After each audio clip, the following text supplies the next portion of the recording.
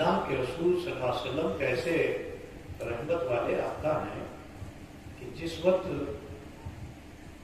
فتح مکہ کا موقع ہوا ہے نا، جب فتح مکہ کے موقع پہ حضور پہنچے ان تمام انصار و مہاجرین کے ساتھ، مجاہدین اسلام صحابہ کے ساتھ مکے میں جب پہنچے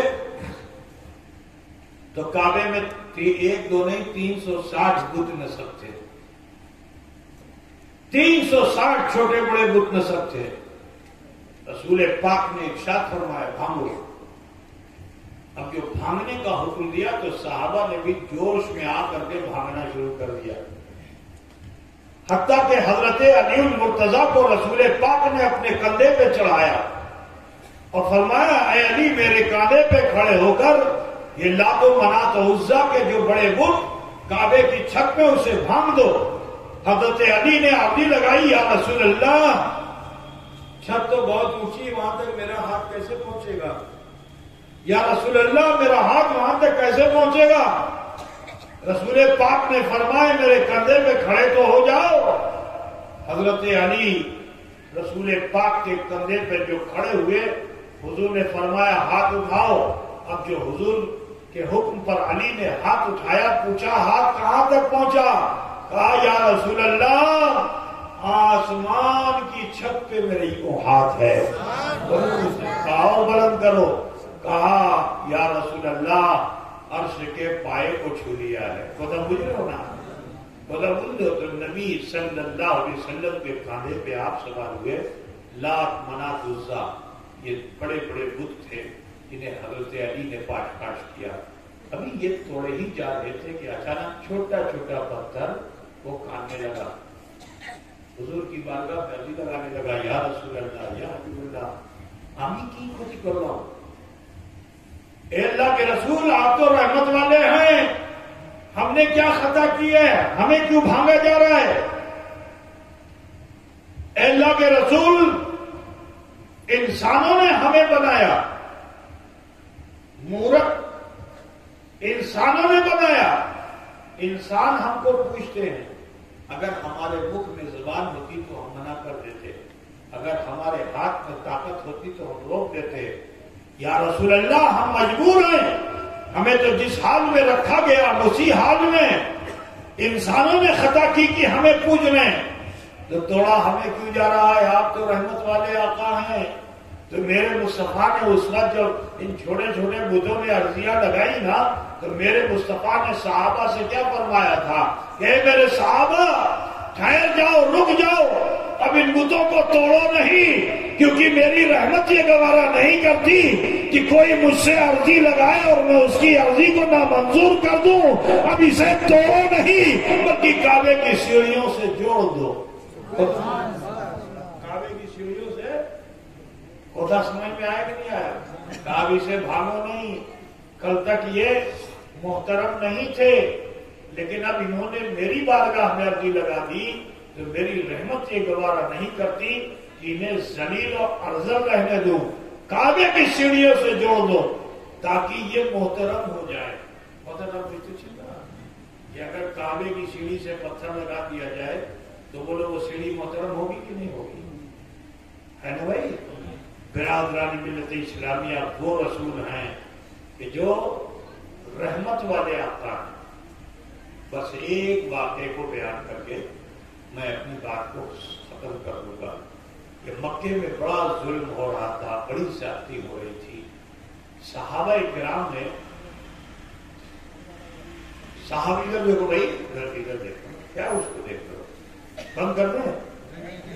بولو بھائی بند دو، سن میں تمہارے لیے تو ہم ذرا دھیرے دھیرے بول رہے ہیں تاکہ آپ اس ذہن میں بات رکھیے، ٹھیک ہے نا؟ تو سماعت کیجیے۔ ایک روز صحابہ نے جب ان کا ظلم کافروں کا پڑا تو صحابہ نے کیا کہا، یا رسول اللہ اور نبیوں کی طرح آپ بھی بد دعا کر دیجیے اپنی قوم کے لیے، ان کے لیے بد دعا کر دیجیے۔ یا رسول اللہ ان کی ظلم زیادتیاں بڑھتی چلی جا رہی ہیں، ان کے لیے بد دعا کر دیجیے تاکہ اللہ کا عذاب آ جائے۔ لیکن میرے رسول صلی اللہ علیہ وسلم نے صحابہ سے فرمایا کہ میں ان کے لیے بد دعا کیا کروں، میں تو یہ دیکھ رہا ہوں کہ قریب یہ اور ان کی نسلیں مشرف و اسلام ہو جائیں گی. غور سے سنو بھائی، تم لوگ ادھر ادھر کر رہے ہو تو بڑا مشکل ہو رہا ہے.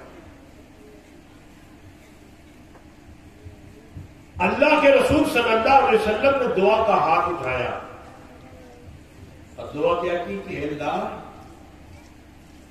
عمر کو یا ابو جہل کو صاحب ایمان کر دے، عمر کو یا ابو جہل کو صاحب ایمان کر دے.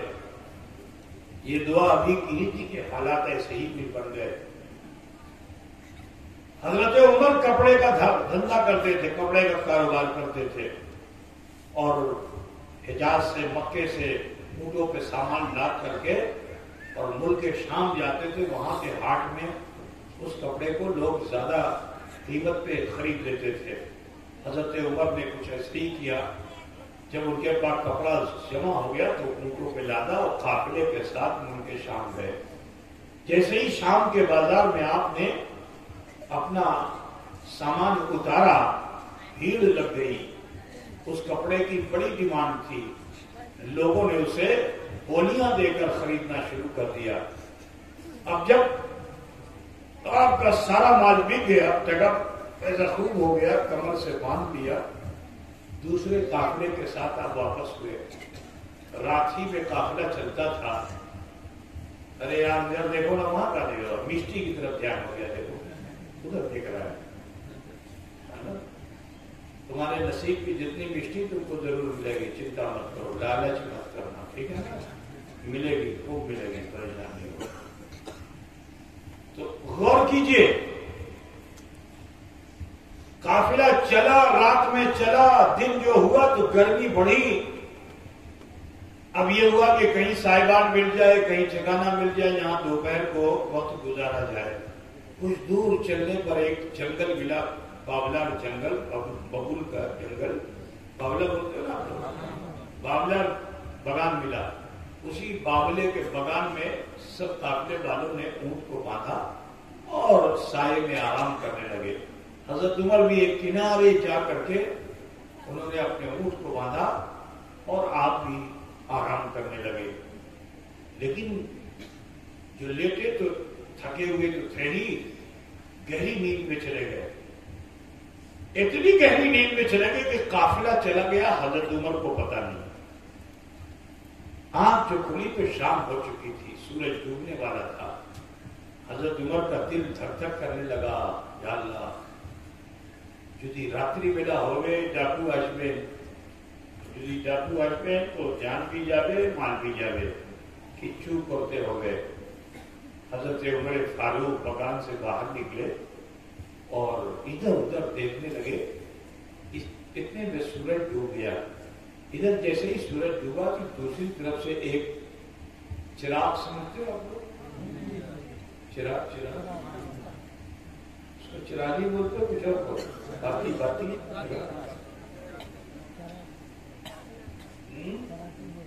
شراب بولتے نا. تمہارے بغل میں چراغ تندہ ہے.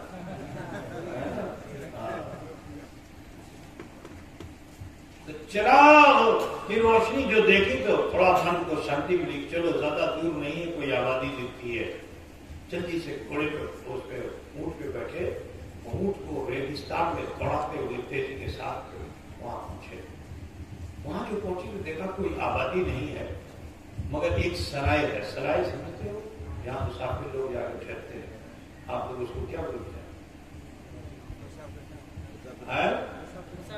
مسافر خانے سمجھتے ہے، مگر وہ بند تھا، کوئی آدمی نہیں تھا.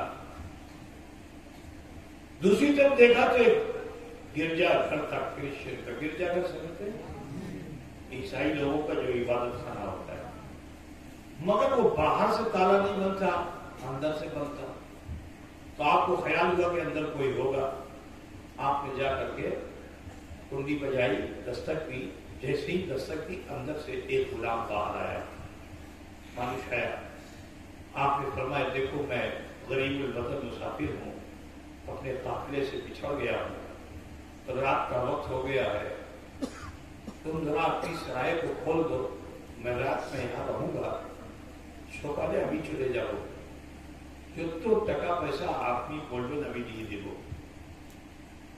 गुलाम ने कहा भाई देखिए हम आपके लिए सराय खोल नहीं सकते मुसाफिर खाना, क्योंकि कल ही एक काफिला आया था और वो काफिले के लोग जब सुबह को गए तो यहाँ से सराय का मुसाफिर खाने का सामान भी उठा ले गए, तो हमारा मालिक राग हो गया, उसने मना कर दिया किसी मुसाफिर को यहाँ ठहरने न दिया जाए। इतना जो कहा तो हल्के उम्र थोड़ा राग हुए, कहा क्या मैं चोर हूं? तो उसने कहा भाई देखिए किसी की सूरत पे लिखा नहीं होता है, तो किसी सूरत पे लिखा हुआ नहीं था, हमारे मालिक ने निषेध कर दिया। हाँ मी बसा करते बोला। हजरत उमर ने कहा देखो अगर तुमको मेरे ऊपर भरोसा नहीं है तो ये टका पैसा है कमर में बंधा हुआ था जो, खोल करके उसकी तरफ फेंक दिया, कहा इसको अमानत के तौर पर रखो, सुबह जितना इसमें से लेना चाहे ना ले लेना, लेकिन मुझे रात में यहाँ भाषा करने दो। उसने कहा तारको आमी भाषा करते देखो ना।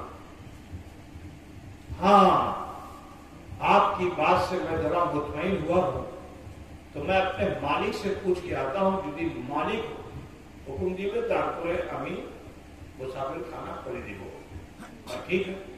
और वो गुलाम गया, अंदर जो पहुंचा तो एक छोटी सी कोठरी में एक बहुत बूढ़ा आदमी 100-150 साल का बूढ़ा मानुष दुबला पतला खाट पे लेटा हुआ है, सुनने से भी माजूर है, चिकर चिकर के बहुत बोलो तो कभी सुनता है।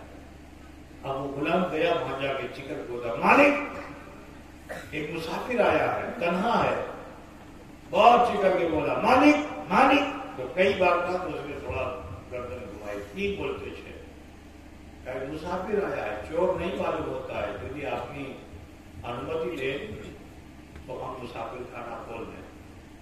तो उस बूढ़े आदमी ने कहा कम से कम मालूम तो कर लो काम का रहने वाला है। गुलाम भाग करके आया हजरत उमर के पास, आने के बाद उसने कहा कि भाई हमारे मालिक ने पूछा अपना बड़ी दुख है, आपने फरमाया कि मक्का का बासी। गुलाम भाग के गया, फिर मालिक से चिकर के बोला मक्का का रहने वाला है। कम सुनने वाले तो बार बार पूछते ना, तो क्या कहा? फिर उसने कहा मक्का का बासी है। बड़ी मुश्किल से उसकी समझ में आया, अब ध्यान दिया, गौर किया, और उसके बाद पूछता है अच्छा जाओ पूछ के आओ कि क्या वही मक्का जहाँ खाने काबा है, क्या वही मक्का जहाँ हजरे अस्वद है, क्या वही मक्का जहाँ चाहे जमजम है, क्या वही मक्का जहां सफा मरवा है, मिना अरफात मुजदलिफा है। अब मक्का की ये मखसूस जगहों के ताल्लुक से उसने ढेर सारे सवाल कर दिए। गुलाम फिर आया और आने के बाद उसने पूछा क्या वही मक्का जहां ये चीजें हैं? हज़रत उमर ने तस्दीक कर दी, हाँ वही मक्का। गुलाम फिर वापस गया और वापस जाके उसने तस्दीक किया। अब जो तस्दीक किया तो कहा कम से कम मुसाफिर का नाम तो पूछ के आओ। मुसाफिर नाम की, हज़रत उमर बड़े रागी मानुष थे, उससे ज्यादा कोठा उठी नहीं जा सकती थी। अब ये गुलाम बहुत चिंता में हुआ कि 2-3 प्रश्नों कर चुका हूं, बड़े रोबीले आदमी हैं, बोलते हैं तो भय लगता है, देखो तो भय लगता है, अब इनसे बार बार सवाल करूं कहीं राग ना हो जाए। तो अब डरता डरता आया, आने के बाद उसने कहा देखिए मुसाफिर बुरा मत मानिएगा, अगर किसी को नाराज करना हो तो ये जुमला जरूर बोल दो कि राग हो गए ना, लेकिन राग हो जैसे 1-2 बार आप कहोगे राग हो गए ना, तो वो आदमी जो राग नहीं होने वाला है वो भी राग हो जाएगा, है ना। अब वो गुलाम है, उसने कहा देखें बाबा आपसे राग हो गए ना, एक प्रश्न आसेगा की प्रश्न का प्रणाम किया। हज़रत उमर को छलाल आ गया, ऐसी में रात गुजार देगा? अरे अल्लाह का अर्श मेरे लिए शामियाना बन जाएगा और फर्श जो है बिस्तर बन जाएगा। इतना कहा ही था कि दिल ने कहा चुप थाको उमर, गुस्से पे काबू करो, अगर डाकू आएंगे तो क्या होगा?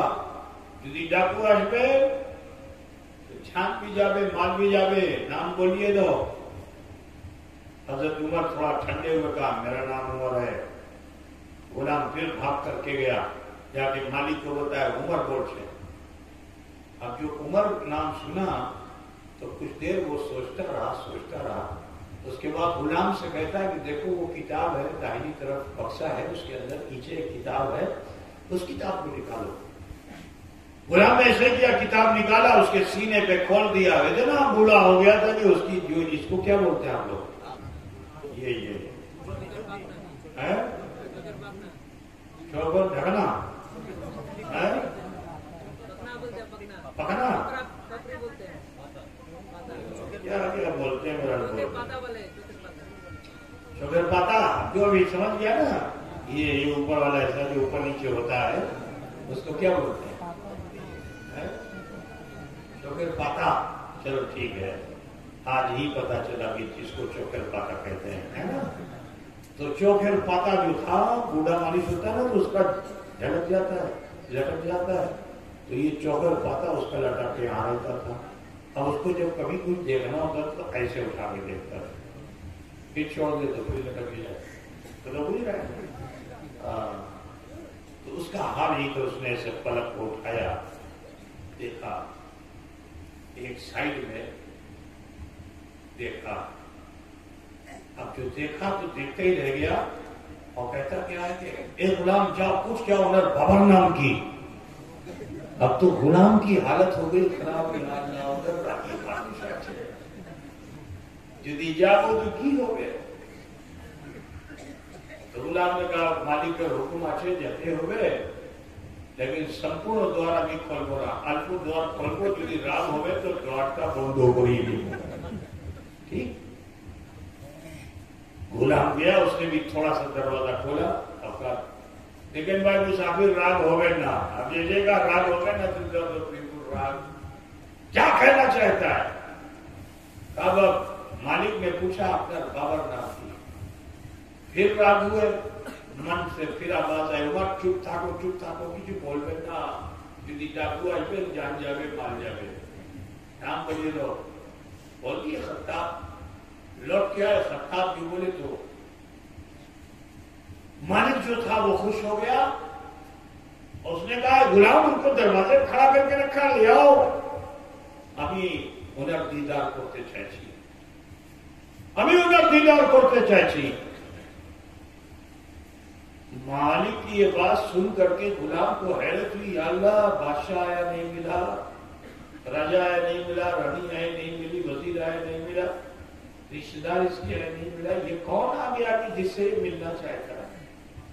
وہ سمجھا کہ کوئی رشتے دار ہے، بھاگ کر گیا، دروازہ کھولا، کہتا مرحبا اہلا وسہلا، مرحبا اہلا وسہلا. حضرت عمر کو بڑا تعجب ہوا ہے، ہمارا کوئی رشتے دار ہے. کہا اے عمر تم بڑے نصیب والے ہو، اس سے کوئی راجا بھی نہیں مل سکا، وہ کسی راجا سے بھی نہیں ملا، کسی وزیر سے نہیں ملا، نہ کوئی بڑا مل سکا، کوئی نہ چھوٹا مل سکا. 25 سال سے میں سیوا کر رہا ہوں لیکن آج تک اس نے کسی مانوس سے ملاقات نہیں کی، وہ تو تنہائی میں رہتا ہے. لیکن وہ آپ سے ملنا چاہتا ہے. حضرت عمر نے جس میں آپ کا جو چھوٹی ہے غلام سے اس کے مالکی سے سمجھ لیتا ہوں، بہت پریشان کر رکھا ہے. تیز قدم رکھتے ہوئے اندر گئے. ابھی اس کوٹری میں پہنچے تو دیکھتے کیا کہ کھاٹ پہ ایک مانوس لیٹا ہوا ہے، لاٹھی مطلب لیٹا ہوا ہے، ہڈی ڈھانچہ بنا ہوا ہے، چادر یہاں تک پڑی ہوئی ہے. اگر چہرہ نہیں دکھتا تو پتہ بھی نہیں چلتا کہ کھاٹ پہ کوئی لیٹا ہے. اتنا دبلا پتلا آدمی تھا. آپ نے اس کو جو دیکھا تو آپ کا غصہ تھوڑا کم ہوا. اس بوڑھے مانوس سے کیا پوچھ تاچھ کی جائے. غلام نے آواز دی کہ مالک، تو سافر آ گیا. پھر پلکوں میں پوپٹوں کو اٹھایا. حضرت عمر کو دیکھا اور دیکھنے کے بعد عمر سے کہا عمر اپنی آستین کھولو. داہنے ہاتھ کی انہوں نے آستین، اس کو کیا بولتے ہیں بہت لوگوں کی بات، یہ کالر بول رہا ہے، وہ کچھ اور بول رہا ہے. سمجھ گیا نا اس کو کیا بولتے ہیں؟ یہ حصے کو کیا بولتے ہیں؟ اس کو آستین کہتے ہیں. تمہارے کو کیا کہتے ہیں؟ ایٹا چیٹا جو پہنے ہوئے اس کو کیا کہتے ہیں؟ ہاتھر پوتام. اچھا جو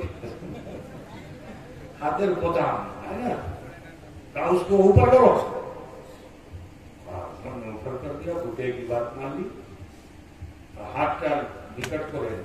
عمر نے ہاتھ قریب کر دیا، اس نے ہاتھ کو پکڑ لیا. اب جو پکڑا تو کبھی کلائی دیکھتا ہے، کبھی کتاب دیکھتا ہے، کبھی کلائی دیکھتا ہے، کبھی کتاب دیکھتا ہے.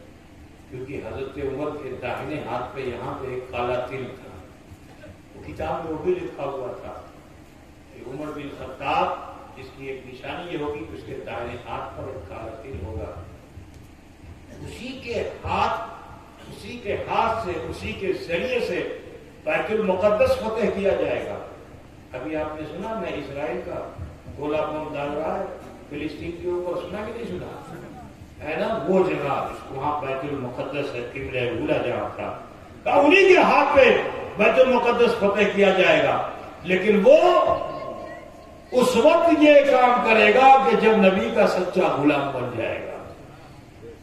جب نبی کا غلام بن جائے گا تو اب اس مالک نے پوچھا کہ اے عمر یہ بتاؤ مکے میں کیا کوئی ایسا شخص ہے جس کا نام محمد یا احمد ہے، جو ایک خدا کی وحدانیت کا چرچا کرتا ہے اور اپنی رسالت کا ذکر کرتا ہے؟ حضرت عمر نے تصدیق کر دی تو کہا اے عمر اپنا نصیب کھوٹا مت کرو، دامن احمد سے وابستہ ہو جاؤ، رحمت للعالمین کی چادر میں آ جاؤ. جب تم اسلام لاؤ گے تو تمہارے ہاتھوں پہ ہی بیت المقدس فتح کیا جائے گا. کاش کے مجھ میں بھی چلنے کی صلاحیت ہوتی تو میں بھی چلتا مکہ اور چل کر کے انہی کے قدموں پہ نثار ہو کر کل میں شہادت پڑھ لیتا. یہ دعوت دی اس نے. جو آدمی مخالف ہوتا ہے اس کو اگر اچھی بات بھی بتاؤ تو بری لگتی ہے نا؟ مثال کے طور پر کوئی آدمی کے اندر اگر جھگڑا ہے اور تیسرا آدمی آ کر کے کوئی اچھی بات بھی بتائے جس سے آپ کو فائدہ پہنچنے والا ہو تو آپ یہ سمجھیں گے لگتا ہے دشمن کی طرف سے آ گیا. بات سمجھے نا؟ تو اب یہی سمجھیں گے دشمن کی طرف سے آ گیا. تو حضرت عمر کے من میں بھی یہ خیال ہوا کہ دیکھو یہ بڈھا یہاں لیٹا ہوا ہے، جبھی تو اسلام پھیل رہا ہے. یہ بوڑھا مانوس بولتا ہے، لوگ جا جا کے مسلمان ہو جاتے ہیں، ہے نا؟ نسل کو ہاشا اللہ. بہرحال رات میں سرائے تو کھول دی گئی، بستر لگا دیا گیا، مگر نیند نہیں آئی. کروٹ بدلتے رہے، نیند نہیں آئی. آخر صبح سے پہلے ہی اٹھ کھڑے ہوئے، جلدی جلدی اونٹ پہ اپنا سامان رکھا اور پھر اس سرائے سے رخصت ہو گئے. جو پہنچے مکہ میں تو دیکھا کہ مکے کی سرحد پر ابو جہل پاگل کتے کی طرح منڈلا رہا ہے، کبھی ادھر چکر مارتا کبھی ادھر چکر مارتا ہے، پاگل کتے کی طرح. حضرت عمر نے کو جو قریب آتے ہوئے دیکھا تو دوڑ کر گیا، جا کر کے نکیل کو تھام لیا. کہا اے عمر تم کیا گئے کہ مکے کی تہذیب بدل گئی؟ اب تو اسلام غریبوں میں نہیں، اب تو اسلام مکے کے شرفا میں بھی آ گیا، وہاں کے عمرہ میں بھی آ گیا. حضرت عمر اونٹ سے کود کر اترے اور ابو جہل کو ایک تھپڑ مارا.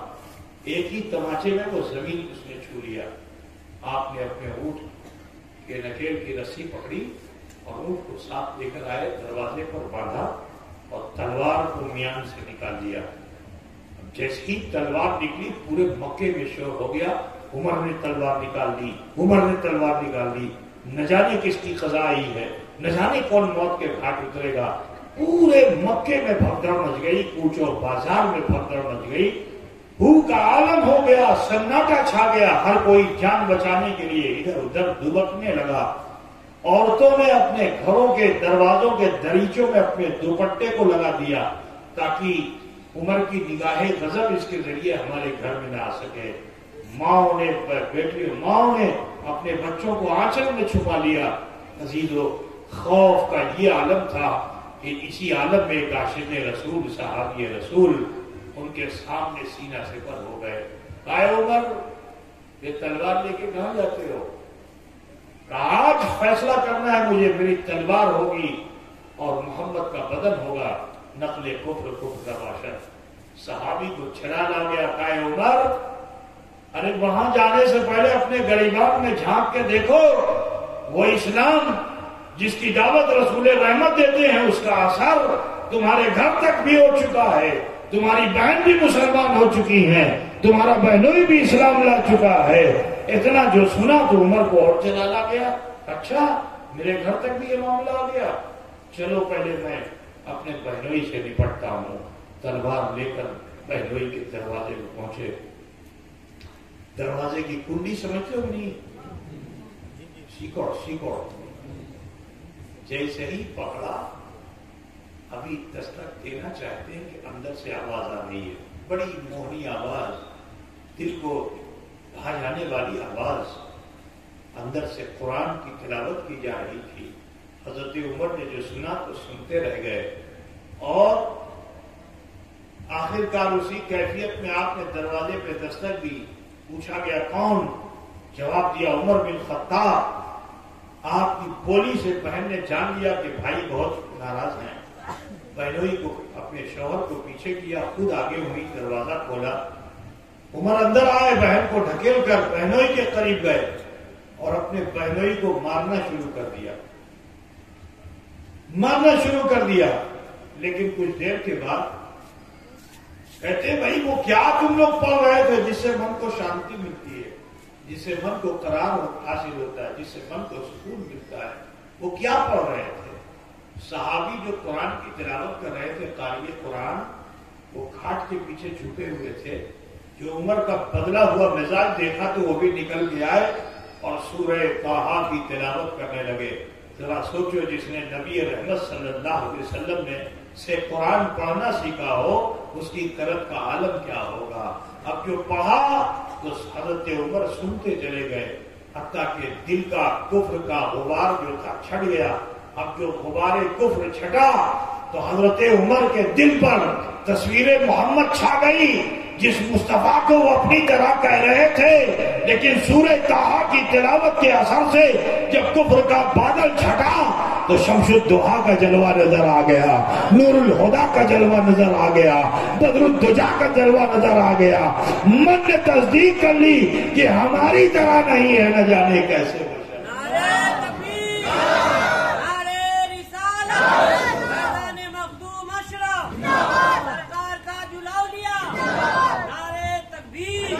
ہاتھ میں تلوار لے کر